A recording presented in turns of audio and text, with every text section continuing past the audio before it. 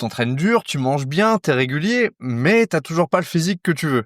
Alors écoute bien parce que le problème, c'est pas ta génétique, c'est ce que t'es en train de faire. Ou plutôt ce que tu fais pas. Je vais te montrer les 5 erreurs qui t'empêchent vraiment de prendre du muscle et si t'es honnête avec toi-même, tu vas au moins te reconnaître dans l'une d'entre elles. Et reste bien jusqu'au bout parce qu'à la fin de cette vidéo, tu sauras quoi changer pour relancer ta progression. Parce que la majorité des gens à qui je parle sur les réseaux sociaux, d'après eux, s'entraînent super dur, mangent évidemment tout ce qu'il faut, récupèrent assez, sont constants, mais bizarrement, ils progressent pas. Moi, je pense surtout que si on regarde tout ça à la loupe, on trouverait quand même 2-3 exagérations dans le lot. Si ce n'est pas plus.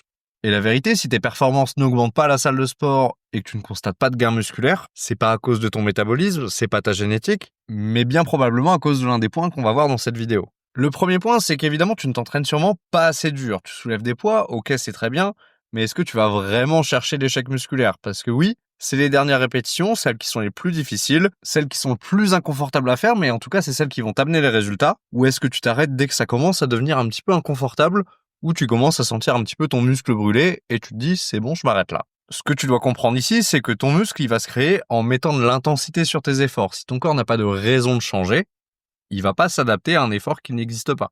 Et peu importe ton point de départ, ton corps va être apte à combattre un certain stress. Si tu vas pas au-delà de ce qu'il est capable de faire, il va pas s'adapter, tu ne vas pas progresser.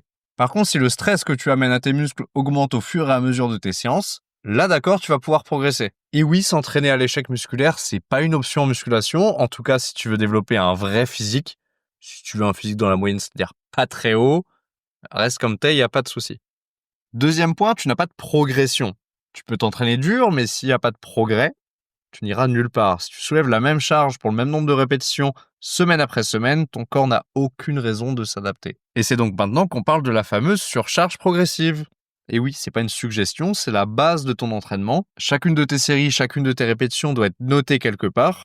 Et ça te donnera un point de repère, séance après séance. Tu peux voir ça comme un investissement sur le long terme. C'est comme si tu avais acheté des bitcoins en 2013. Tu seras refait. Le but évidemment en faisant tout ça, c'est de voir une tendance à la hausse, que ce soit sur tes répétitions,